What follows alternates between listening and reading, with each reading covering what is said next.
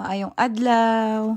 Rest day ko nga pala ngayon sa work, kaya eto, damo-mo. May umaaligid na mga ahas kasi dito. Pag hindi ako nagdamo, hindi ko sila makikita agad. Baka matuklaw pa ako. Aw! Oo nga pala, yung kulay yellow-green na yan, oh. Nasa tagiliran ko. Diyan ko pala tinatapon yung mga nabubulok na basura. And then, yan na po yung ginagawa kong fertilizer sa mga gulay. O diva, nakakatipid ako. Meron naman akong grass cutter.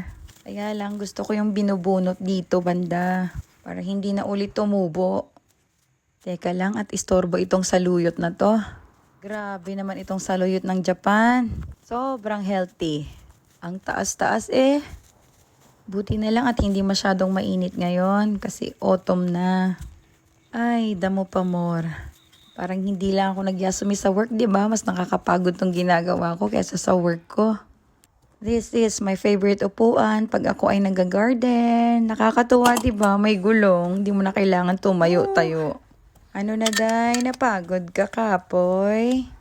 Yung ginagamit kong gloves, sakay siya sa work namin, hindi ko tinatapon. Pag wala pa siyang butas, inuuwi ko sa bahay kasi ginagamit ko pag nagdadamo.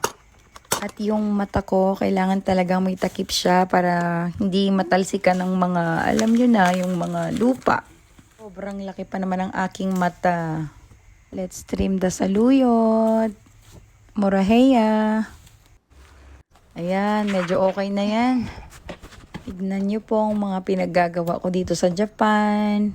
Hindi po ako namumulot or nagtatain ng pera dito. Ganito lang po kasimpleng, hindi maluho.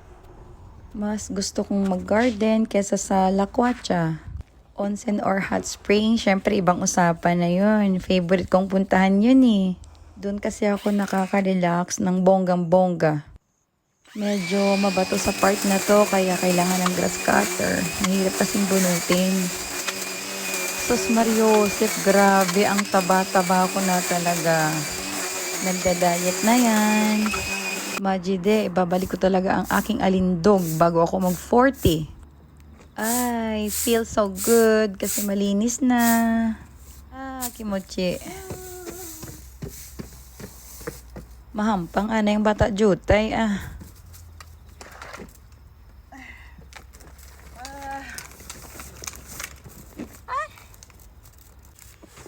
Ay, kahit kailan, isip bata pa rin. Amo ini ang akong Saturday, Thursday. Thank you for watching. Bye!